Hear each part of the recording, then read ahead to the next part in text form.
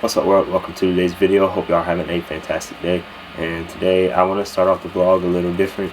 We're going to start with the scripture and review Mark 2, and then we'll get into like the vlog style. But funny things have been happening, and I wanted to make sure I said them on the vlog. That way it's like funny stuff that happens with Monty that I wanted to put in the vlog. That way whenever we go back and watch these, we can, because like I was just thinking about something that happened like a week or two ago that if I don't say it on here, I'm gonna forget it ever happened, and I don't want to do that because it made me laugh and it makes me smile. So one thing was, so there's two things about Monty that were pretty funny. One, we were making the bed the other morning, and like Rebecca will change his diaper in the middle of the night in the bed just because like she don't want to go to the changing table, and like it's just right there while she's feeding them and stuff. And we were fluffing the next morning, we were like fluffing the sheet to the bed, or we were fluffing the blanket, and a diaper flies out of the blanket and we just looked at each other like that was disgusting. And I don't know, we just slept with the diaper, cuddling up to a diaper all night, I guess. And then another thing funny that happened, I wrote it down so I wouldn't forget. Oh yeah, we were so we have like a little diaper trash can, and how it works is like there's a bag system, and then it's like a never-ending bag, but you have to tie it off, or when you throw them in there they just go straight through the hole. And we never tied off the diaper bag, so whenever it was full and we went to go change it, it was just stacks of diapers, and like they were not in a bag at all, and it was kind of really nasty, but we just laughed it off and put it in a trash bag. So those were the funny things I wanted to talk about with Monty. There's a couple things with training that I wanted to talk about too. We did 3 rep max overhead squat on Monday, and as you know, I made a video a while back about my overhead squats just being atrocious, and I've been stretching my shoulders and lats and chest and ankles and hips and every single day, and I got to where I could do the bar. And then it was like 3 or 4 weeks ago we did a 1 rep max and I hit 185, and then this past Monday, as I just said, we did a 3 rep max and I hit 205. So I did more for 3 than I did for 1 a couple weeks ago. I don't have a video of the overhead squat, but I can put in a video of me doing some squat snatches just to show you the before and after of my overhead squat position. If I can get my overhead squats miraculously better in the next hour, I'll actually do overhead squats.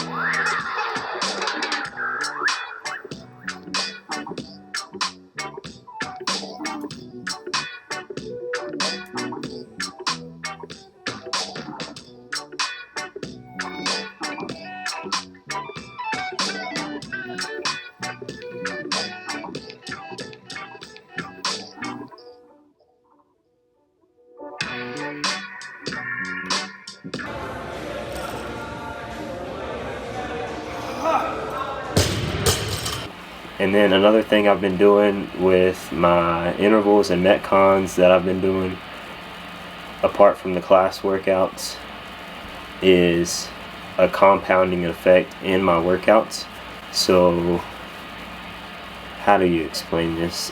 Alright, I'll just take this workout that we did this past Saturday for an example, and I've been I might be overdoing it just because I'm having so much fun with it, but the 3 moves we did were GHD, dumbbell snatch, and rope climb. So the way the compound effect works is the GHDs, they taxed your abs. The dumbbell snatch, they taxed your grip. And then whenever you went to go climb the rope, your grip and abs are already shot. And believe it or not, you use your abs a lot to lift your knees up for a rope climb when you lock your feet in. And that workout left me pretty gassed. I did it again, I think it was 1 or 2 days ago. I did it again 1 or 2 days ago, and what I did was a run, a farmer carry, and then a double under. So when you're running, it's getting your heart rate up and your calves are burning, and then you're doing a farmer carry, and that's taxing your forearms. And then after that, you got to go to a double under, where you have to hold the rope whenever your grip is shot, and you have to jump when you just got done running. One last example, I've been like loving this style of training right now because you see it a lot in the open, and with the open coming in February, I really want to dial in those compounding effects because Dave's fired, but I think his name is Patrick Burge. He's the new programmer for all the competition CrossFit affiliated stuff. So if he does it this style like Dave used to, I'll be ready. The last workout I did tonight, just now, it was a bike, a handstand walk, and then dumbbell lunges. So, you know, the bike tacks your legs, the handstand walk tacks your shoulders, and then you got to hold the dumbbells on your shoulders and do lunges, and that's taxing your shoulders and your legs. So just that compounding effect, really, like, if you think you're good at something that involves like more than one body part, do 2 separate exercises isolating those 2 body parts, and then try to do that thing you're good at, and it's going to make it 10 times harder. That's all I really wanted to talk about. I know that was a lot, but now we're going to talk about Mark 2. On the last video, I didn't mean to cover the whole Mark 1 or the whole first Mark, but I just got carried away. So I think Mark 2 isn't quite as long, so we can just do this whole thing. Try to do not so much, that way it's digestible for you guys. Alright, it's 28 verses, so let's split it in half. Let's do, this section ends on verse 17, so we'll do Mark 2 1 through 17 tonight, because I feel like doing Mark 1 verses 1 through 45, even though I didn't break down every single verse, I just kind of reviewed it. It was a lot, and it was a lot for me. I want to have fun doing this stuff. I don't want to get burnt out because I enjoy doing it. Alright, so we're starting off Mark 2. The first paragraph is titled Jesus Heals a Paralytic, verses 1 through 12. If you didn't watch yesterday's video on Mark 1, we just went over talking about Mark 1 was a lot. Just go watch the video. It starts off with John preaching in the woods and baptizing people, and then Jesus shows up to get baptized. Then he goes out in the woods and he's tempted by Satan, and the angels minister him, and he heals a bunch of people, and he gets famous throughout Galilee, and everybody wants Jesus to heal their demons or to heal their sickness. Now that's just the overview. Go watch the video. Starting off in Mark 2 verses 1 through 12, Jesus heals a paralytic. Whenever the 4 men brought the paralyzed man in on the stretcher or the bed, Jesus tells him, "Son, your sins are forgiven." And at that point, the scribes, who are like, I'm pretty sure they're like Jewish elders, or they're like writers, they're knowledgeable men, probably respected amongst the Jewish community. You know, they told him, they're talking to Jesus when they say this too. Why does this man speak like that? He is blasphemy. He was blasphemy. Who can forgive sins but God alone? And immediately Jesus, perceiving in his spirit that they thus question within themselves, and Jesus said to them, "Why do you question these things in your heart? Which is easier, to say to the paralytic, 'Your sons are forgiven,' or to say, 'Rise, take up your bed and walk'? But that you may know the Son of Man has authority on earth to forgive sins." He said to the paralytic, "I say to you, rise, pick up your bed, and go home." And he rose immediately, picked up his bed, and went out before them all, so that they were all amazed and glorified God, saying, "We never saw anything like this." I didn't really mean to just read the whole verses like 6 through 12, but I think if we're only doing 17 verses, we can, you know, dive a little deeper into it.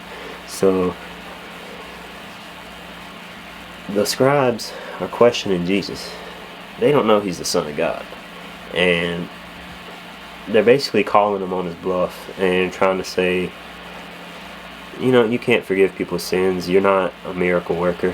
And he just does it right in front of their face. And the man, the paralyzed man, on the bed, got up, and just walked home with his bed. And the scribes were like astonished at what he did. Alright, the last thing we're going to cover, Mark 2, verses 13 through 17. Jesus calls Levi, is what it's titled. Jesus walked beside the sea, and a crowd was following him, and he passed by Levi, the son of Alphaeus, and sitting at the tax booth, and he said to him, "Follow me," and he rose and followed him. This is important because Levi was at the tax booth, which foreshadows down that Jesus is eating with the tax collectors and sinners. So I'm guessing the tax collectors were bad people, just like sinners. And the Pharisees and scribes, there's the scribes again. Jesus is going to make a fool out of them again. And I kind of like the way Jesus does this. Alright, so the scribes and the Pharisees, they saw that Jesus was eating with the sinners and tax collectors, and said to his disciples, "Why does he eat with tax collectors and sinners?" When Jesus heard it, he said to them, "Those who are well have no need of a physician, but those who are sick I came not to call the righteous but sinners." Now I really like verses 13 through 17 because it's showing, he's basically just proving the scribes wrong again, and the scribes and the Pharisees, because they're saying, "Why are you eating with these bad people?" And Jesus said, "I'm here for everybody. I'm here to save people too. I'm here for the tax collectors. I'm here for the sinners." I really like how he kind of like makes the scribes eat their own words. Just like, I feel like they have this sense of like, we're big and bad, and Jesus is like, "No, you're not. You're not anything special. Everybody's sins, and that's why I'm here." So I think that's it for verses 13 through verses 1 through 17, Mark 2. Now we're gonna get on with the video. Started. I got a big surprise, like the best gift ever. Thank you, Bill, for my gift, and you'll see what it is here soon. So I hope you enjoy the rest of the video. Alright, I know you thought we were done with Mark 2, but while I was cooking dinner, it was just sitting with me, and I thought of something that I wanted to talk about some more. At the end of Mark 2, whenever Jesus is eating amongst the sinners, it made me think about a lot of people's perception on the church, where they might not go because they feel like it's a bunch of goody two-shoes, or they didn't grow up going to church. I mean, I didn't grow up going to church, and they might just have the wrong perception about the church. But Jesus eating amongst the sinners just goes to show you that it's for everybody, no matter where you come from, or no matter how bad of a deed you've done, that Jesus is still for you. So I just wanted to throw that in there before we move on and get on with the video. So hope you enjoy the rest of the video.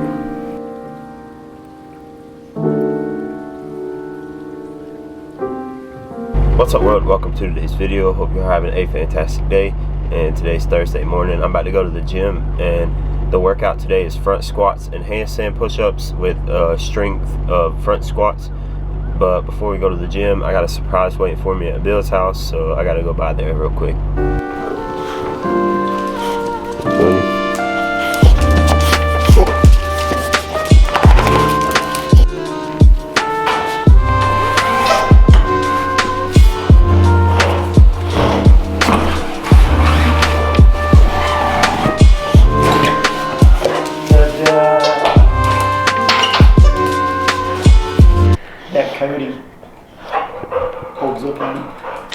You got the all black Rogue Ohio bar, the Cerakote version, so it's like a matte finish to the whole thing.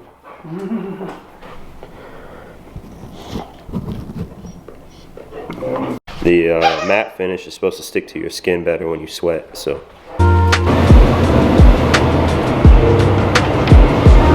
the main reason I wanted this barbell is the barbells at CrossFit Belmont, as they're good for CrossFit classes. They're not the best for barbell cycling or heavy Olympic lifting, and they have one good HD Pinlay bar that everybody always fights over, and I get tired of fighting over that bar.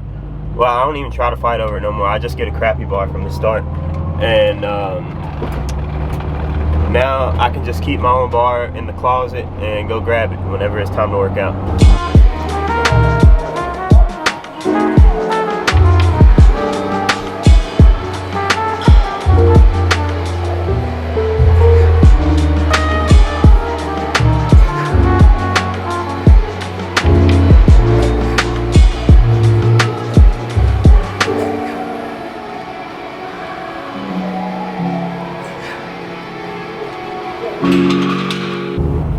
All done with that training session. What to take away from it: the 6x6 front squat was really hard. It felt really heavy. I don't know why my legs were so shot. Maybe it was just this week of training.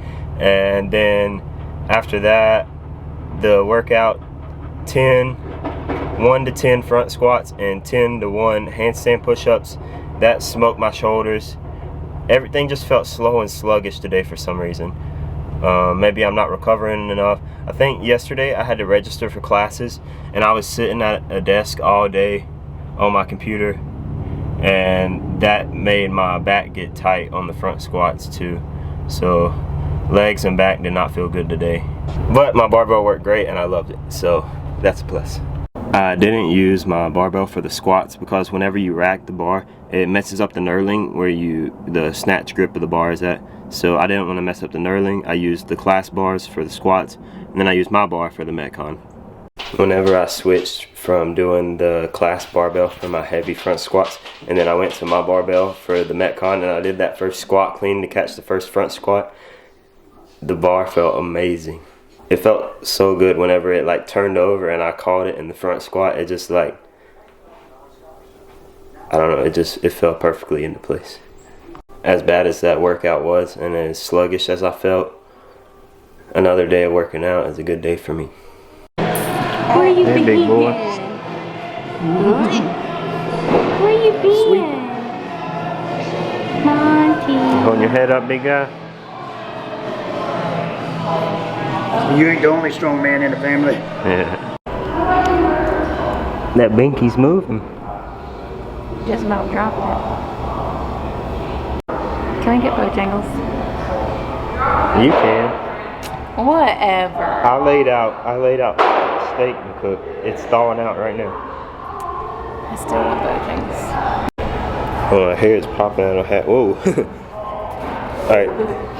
Oh, when I took my hat off, it was like That's crazy. the workout I did was 7 minutes on, 1 minute rest, and then another 7 minutes of 3, 6, 9, 12 ladder, as far as you can get dumbbell power clean with the 50s, but I was muscle cleaning them because I found that to work better for me, because trying to do that redip was just, I'm too uncoordinated or whatnot. And then you do 3, 6, 9, 12 on the dumbbell power clean, and after each set, a 100-meter run. The first set I got 10 power cleans, and the first set I got 10 power cleans into my 21, and then the second set I got 3 power cleans into my 21. The first set I did how I wanted to, where I was trying to run fast, and then if I need to break up the power cleans into short, quick sets. And that was the stimulus I was intending for, but now the second set I went back to my old ways where I just jog slow and do the power cleans unbroken, which I'm trying to get out of. I'm trying to learn how to push myself on the runs, because you can make up a lot of time in a workout on a run.